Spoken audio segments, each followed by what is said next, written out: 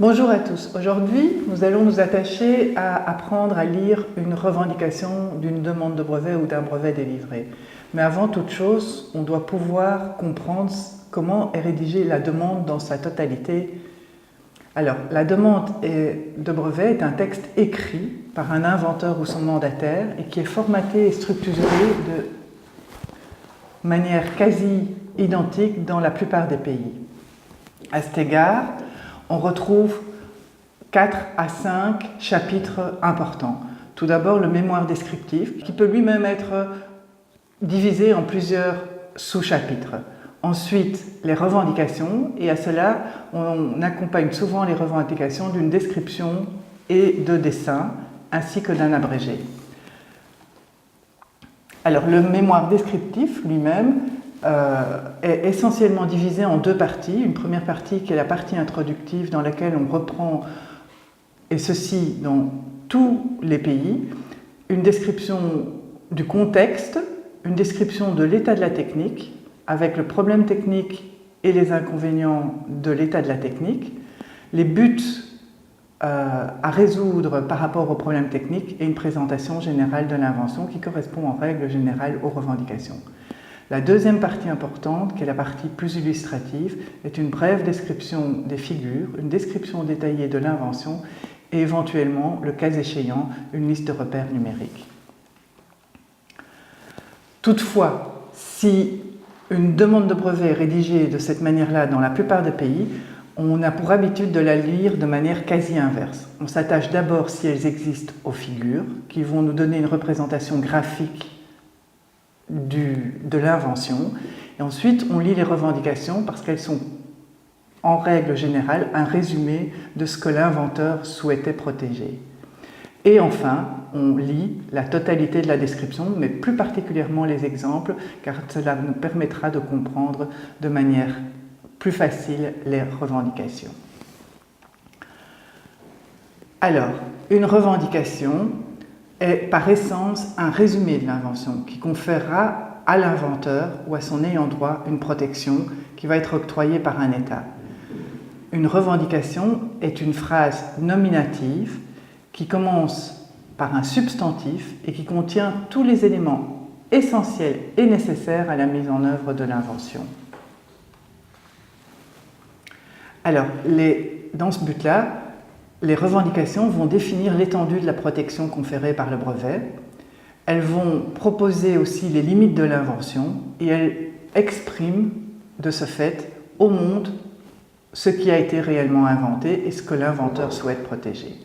Pour ces raisons, elles doivent satisfaire toute une série de critères de forme, elles doivent être claires, concises et se baser sur la description. Les revendications, on l'a dit, doivent définir l'invention et reprendre les caractéristiques techniques, c'est ce qui est important, c'est technique de l'invention. Elles ne doivent pas reprendre les buts à atteindre. Elles vont définir de cette manière l'objet de la demande pour laquelle la protection sera demandée.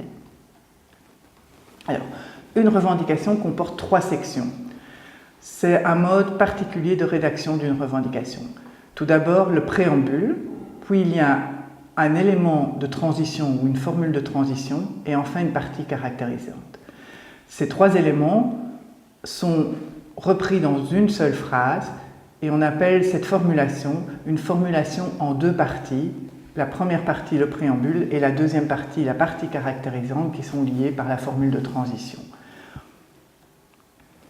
Alors, on va d'abord s'attacher à comprendre ce qu'est le préambule. Le préambule doit nécessairement définir une catégorie pour l'invention. On va voir plus tard ce que c'est une catégorie.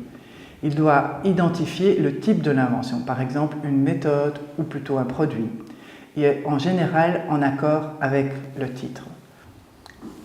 Le préambule, en fait, va reprendre des éléments qu'on va considérer comme non nouveaux et qui sont déjà décrits, si possible, dans un seul document de l'état de la technique. Quant à elle, la partie caractérisante, qui est la partie la plus importante et qui, en fait, est l'essence même de l'invention, elle suit la formule de transition, elle cite les limites de la revendication qui vont conférer la nouveauté à la revendication. Elles expliquent comment aussi les différentes caractéristiques existent ou cohabitent les unes avec les autres. Cette partie caractérisante est précédée par l'élément de transition qui est en général tel que, caractérisé en ce que ou caractérisé par, ou tout autre élément équivalent. Ce n'est pas toujours obligatoire et en particulier ce n'est pas obligatoire dans certains pays. Enfin, la partie caractérisante doit exposer de manière concise toutes ces caractéristiques techniques qui confèrent la nouveauté et qui, conjointement avec les caractéristiques du préambule, vont donner la protection conférée par le brevet. Alors, il existe plusieurs types de revendications. Tout d'abord, les revendications que nous appelons revendications indépendantes, qui sont des revendications qui se suffisent à elles-mêmes lorsqu'on les lit. Elles ne vont pas dépendre d'une autre revendication, et en particulier des revendications qui les précèdent. On les oppose aux revendications dépendantes, qui elles justement sont des revendications qui dépendent d'une revendication précédente. Il convient de noter également qu'il peut y avoir plusieurs revendications indépendantes, mais qui sont habituellement dans plusieurs types de catégories différentes.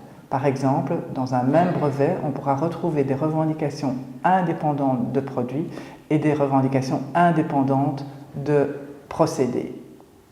Les revendications sont numérotées de manière continue avec des chiffres arabes, ce qui va permettre une lecture plus facile des revendications en partant de la revendication la plus large vers des revendications de détail qui sont représentées par les revendications dépendantes.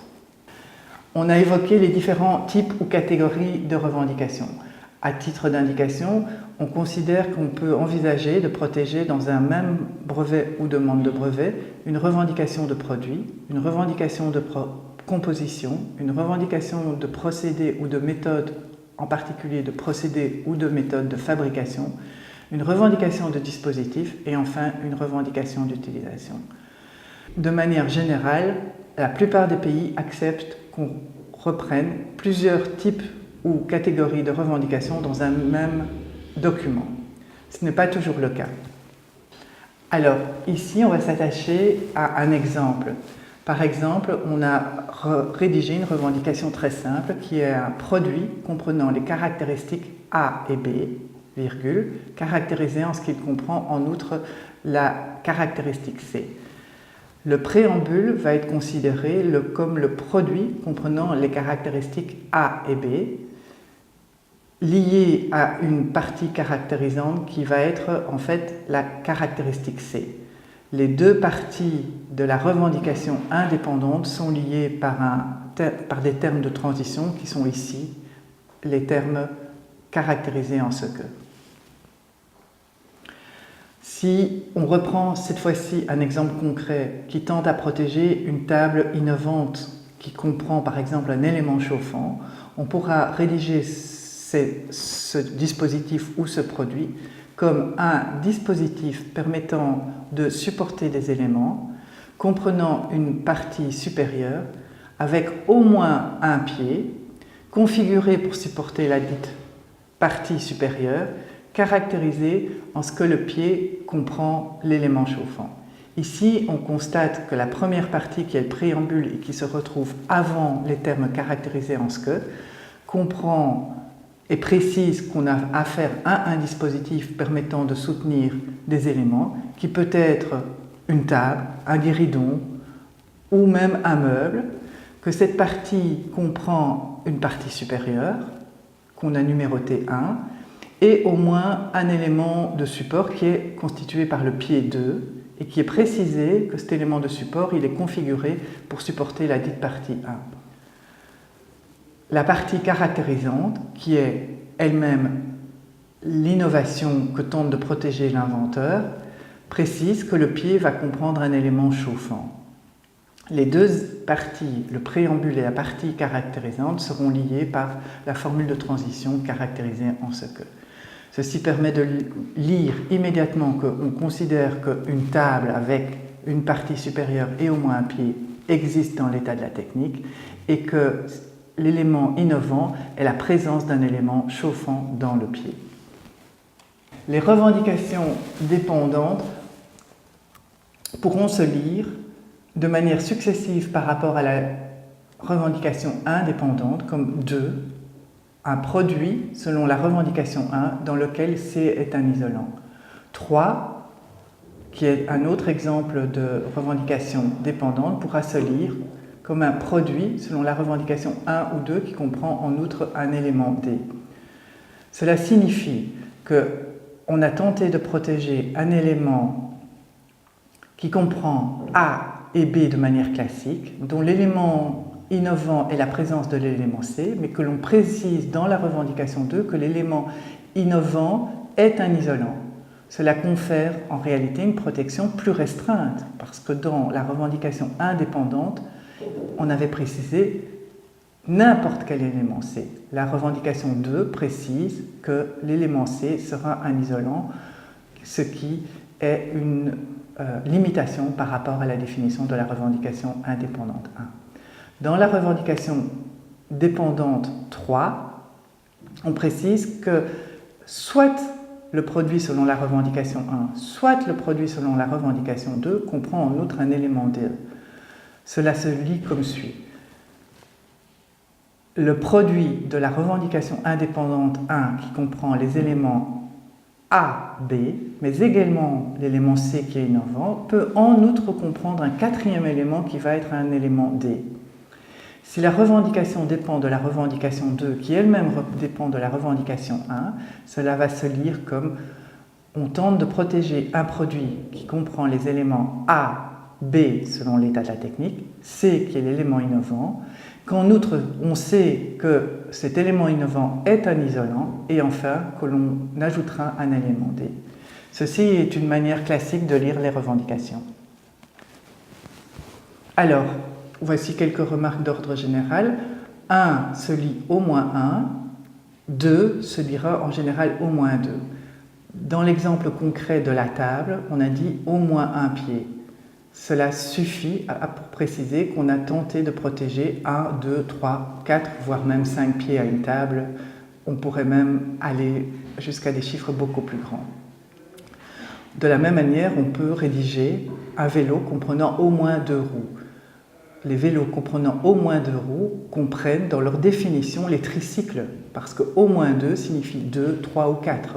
Et le tricycle étant un vélo à 3 roues sera compris dans la définition du vélo à au moins 2 roues. On a vu également que dans notre exemple, on a mis entre parenthèses des représentations et des repères numériques.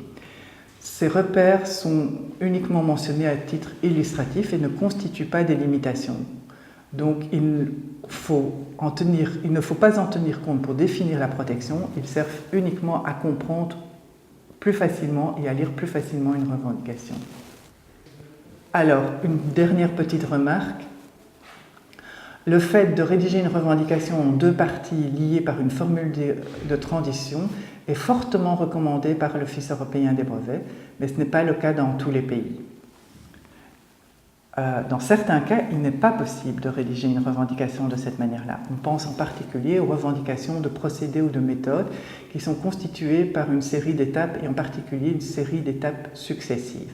Dans ce cas-là, il vaut mieux ne pas reprendre cette formulation-là.